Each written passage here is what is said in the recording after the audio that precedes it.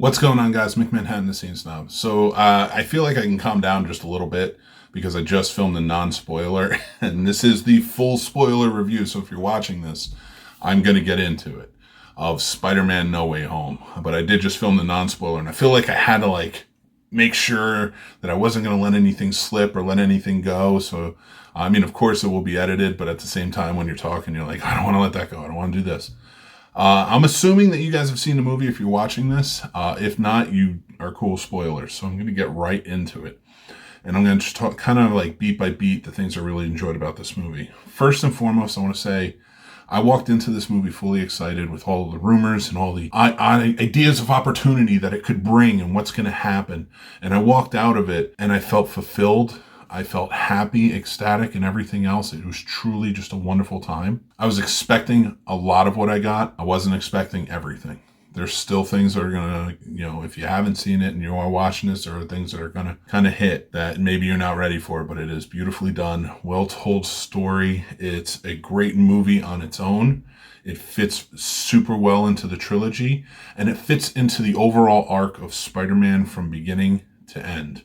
His very first time you saw him grab the shield from Cap in Civil War in the trailer. So then to get down to it and to say that is his introduction. That is who he is, on screen in the MCU as Spider-Man. He is the guy who grabbed Cap's shield. All the way to bookend who Spider-Man is in this whole world of the Marvel MCU and to fight his greatest adversary on Captain America's shield is a beautiful bookend. So basically, to set that up a little bit, they are now almost hero worshiping in a lot of ways Captain America and who he was. And they're putting a giant Captain America shield onto the Statue of Liberty. It's a whole process throughout the film. It's a lot of fun stuff, a lot of crazy stuff that kind of builds up to it throughout. Like when you listen to Daily Bugle throughout, it was by the way, J. Jonah Jameson in this playing that role of reporter, like internet reporter, and who he was, and to see his process grow because of who he takes on us against Spider-Man, and see his business grow and everything else was really cool. And I liked how they kind of did that. They kind of moved the timeline along from the beginning of this movie, where it starts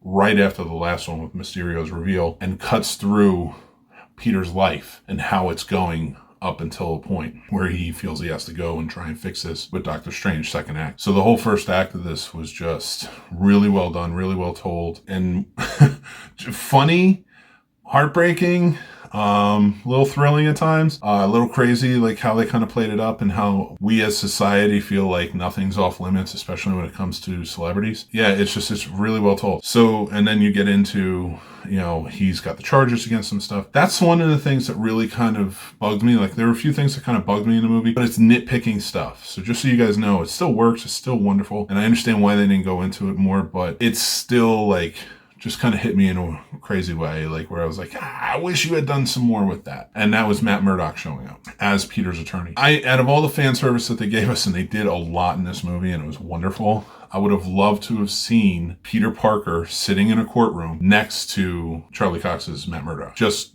image from the comics, would have loved to have seen it. I love that. I love that aspect of it. I love Daredevil. But it was very cool to have him in there. There was a very cool catch a brick scene from Charlie Cox in the movie. And that was well done. I'm so glad they introduced him in this. And we kind of knew what was going to happen when they introduced Kingpin on Hawkeye, but I dug it. I liked how they did the whole thing. May in this movie, Marissa Tomei as May. This is a culmination of her story.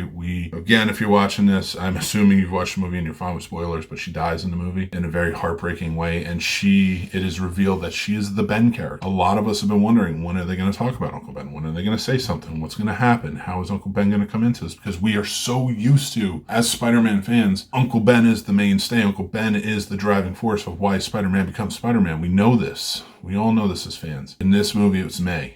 And we didn't see it coming. All of the times she showed up, we didn't see it coming. And it finally came, and it was beautiful and well done, and I loved how they did it. It teared up, hit the heart a little bit. I'm there with my son. He even got a little teary-eyed in it because it's beautiful. And she even delivers with great power comes great responsibility line, and it just sinks in. And I love that it was Green Goblin who did it. It gave Peter that hatred towards him, and it's a driving force of his vengeful attitude after that and going forward. Now, everything throughout his entire interaction with Doctor Strange, the whole second act where Peter realizes like all of these villains are going to die, but he wants to try and help them. He doesn't want to then send them to their deaths. And like how he works with Willem Dafoe's Norman Osborn, and I was working with Dr. Otto Octavius and Electro. Everybody in it was really well. Sandman, he felt a little out of place. I was glad he was there. It was cool to see him again. I don't want to nitpick anything, but like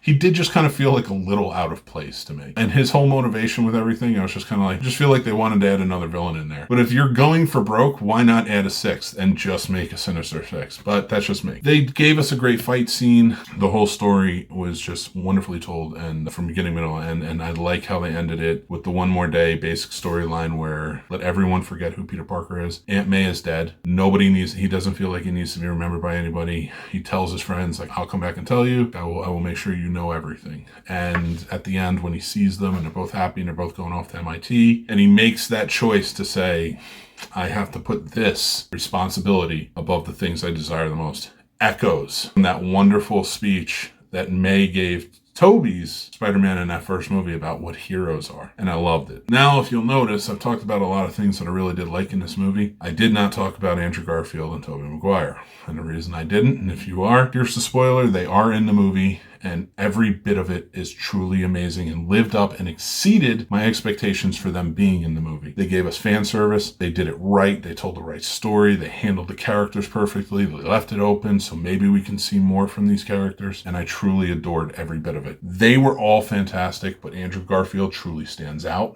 He was funny. He was great. He played it up. He was a ham, and he was just wonderful. Tobey Maguire was more stoic, was more grown, older. He wasn't grizzled. He wasn't unhappy. He's just seasoned. There's a beautiful interaction there where they, Tom Holland and Tobey Maguire are talking about how they both fought aliens, and Andrew Garfield's like, I've never fought an alien before. I'm lame. Like, it's just a really fun interaction. I don't do it justice. The team Avengers aspect where they're all kind of talking to each other. I just love the excitement that they each talk to each other with, and they played so beautifully together, and it was wonderful, and it was great to see them. And they paid homage to the movies that we loved, that they both made, and the Spider-Men that they are and were and hopefully will be again. The whole thing was just truly beautiful. Amazing and spectacular are two words that I used in my non-spoiler review, and I feel like I need to use them here. Them being in the movie was truly amazing, truly spectacular. I like where this ended off. Everybody goes back. Nobody knows who Peter Parker is. The multiverse is still broken, but basically the whole point of it being ripped apart was everybody who knew Peter Parker was Spider-Man was trying to come to this universe. And that was the big thing. Once everybody forgot, throughout the multiverse and it echoed, they all went back. But they're not out of the woods. So Doctor Strange is going to be very interesting to see how he deals with the multiverse of madness and what goes on there, because it's still broken. Things still can be introduced.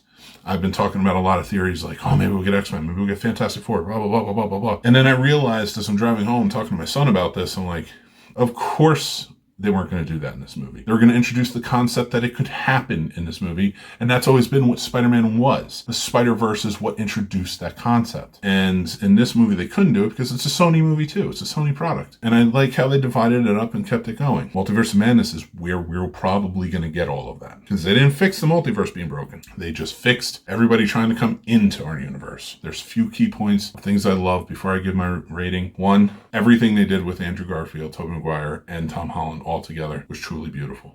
Everything. They even paid fan service to the meme where they're all pointing at each other. They're all playing like, who's Peter 1, who's Peter 2, who's Peter 3. It was just beautiful. Everything was wonderful. But the introduction of Andrew Garfield and the introduction of Tobey Maguire was unlike any other. And it was what we needed in the moment. It came right after May's death and just kind of went from there. And everything about it was truly astounding. It was the perfect introduction into those movies for them, and I loved it. Now, going forward, the final fight scene, was all beautiful and brilliant. And the swinging, when they finally all team up and realize we got to work as a team, and they swing to go meet the bad guys, it is right out of the comic books. It's gorgeous, and I loved it. Afterwards, with that ending, where you find out that Peter Parker's just living his life, he's just going to do his thing, he's going to be Spider-Man, he's going to move on from there. There's a GED book in his box, so we know he's going to get his GED, and he's probably going to end up in college in the next series, which I love. But that suit that he was wearing, that he made himself, no more Stark tech, he made his own suit, and it was everything I didn't know I needed, and I loved it. Now, I've been going on for a long time. One more thing before I get to my rating is that I think is going to play in. We saw a lot in Falcon and Winter Soldier that there were people who did not blip that thought Thanos was right and fought for that idea. We saw in Hawkeye, if you're not watching it, this is a small spoiler just so you guys know, but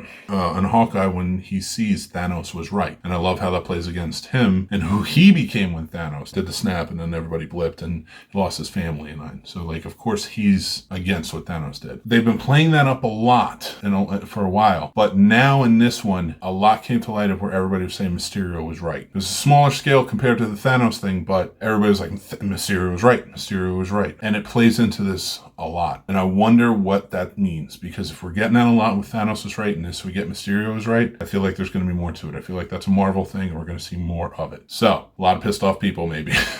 We'll see. But this is my review. My rating for Spider-Man is the first time I've ever done this. It's a 5 out of 5. I give 5 Spider-Man out of 5. I love this movie. I loved what it did. I loved what it was. I loved everything about it. Again, everything I nitpick about this movie. Is it the perfect movie? No, but it is perfect for what we needed, wanted, and desired. And I can't get over it. I can't wait to see it again. So I hope you guys like it. I think it's the perfect superhero movie right now. And that's saying a lot because I am a Dark Knight fan. I am an Iron Man 1 fan, the whole nine. But I think Spider-Man No Way Home is the best. Endgame, Infinity War, all of them, but Spider-Man No Way Home is the best. They lived up to it. And going forward is going to be just a beautiful thing. So I am Mick Manhattan, the Scene Snob. You can check out my reviews over on our YouTube channel. Please like, subscribe. They always come out early access to on our Patreon. You can go join and become a super fan. It's $5 a month. And then you get early access to all these reviews and other shows and stuff like that and more. So go check that out. We also do monthly prize giveaways of like Funko Pops, posters, things like that. So just go check out the Patreon. You can see the link tree for this is in the description. That's where everything is. Go check it out.